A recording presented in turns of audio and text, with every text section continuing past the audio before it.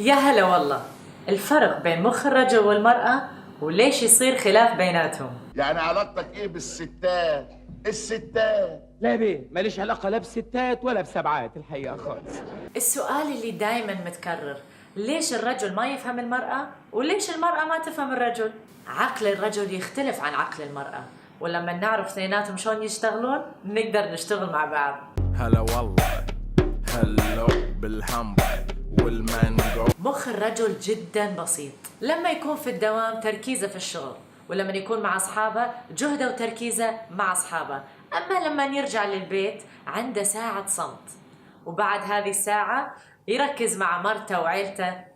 وقت النوم مخ الرجل يقفل، لا يستقبل سوالف ولا يستقبل مشاكل، ما يستقبل شيء. طبيعة الرجال 6 جمل بالنهار، 5 6 كلمات الجملة، بيعيش بتنفس قلبه بيمشي طبيعي، بيعيش بكفي. أما مخ المرأة جدا جميل وجهده لازم يتقدر.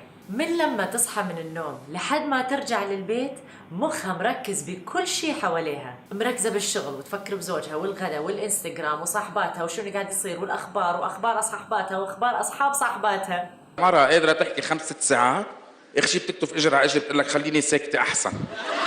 وتركيبة مخ المرأة تحب المشاركة، فلما ترجع للبيت تشارك يومها بالكامل بالحلو وبالمر مع زوجها.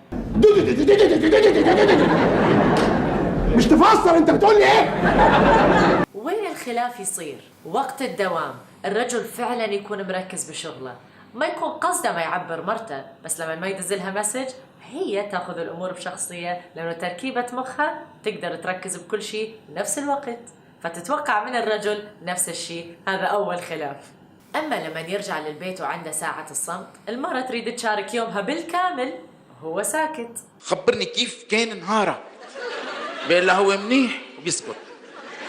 والمرة ترجع تاخذ الأمور بشخصية، والعواطف تتراكم، والتفكير شغال، والله أعلم شنو قاعد تفكر.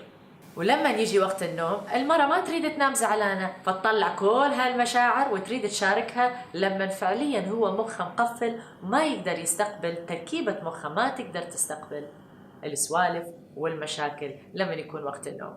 تعرف ايه عن المنطق؟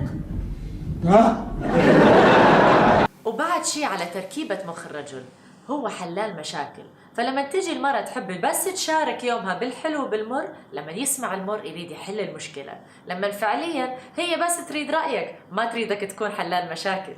يا رجل لما المرأة تريد تشارك يومها اسمع، ويا مرة لما الرجل يكون سرحان بالتلفزيون وعنده ساعة الصمت انتظري ساعة، وبالليل لا تشاركين المشاعر. طبعا لو تريدوني أكمل لكم كل الخلاف بين مخ المرأة والرجل، هذا الفيديو يمكن ما راح يخلص بدقيقتين أو 3، بس هسه عرفتوا الأساسيات بالفرق بين مخ الرجل والمرأة، وصار وقت تفهمون بعض بدون أعذار. قدروا جمال تركيبة المخ، اختلافنا بالتركيبة هي اللي تميز العلاقة، مثل ما يقولون ما أقدر أعيش وياها وما أقدر أعيش بدونها.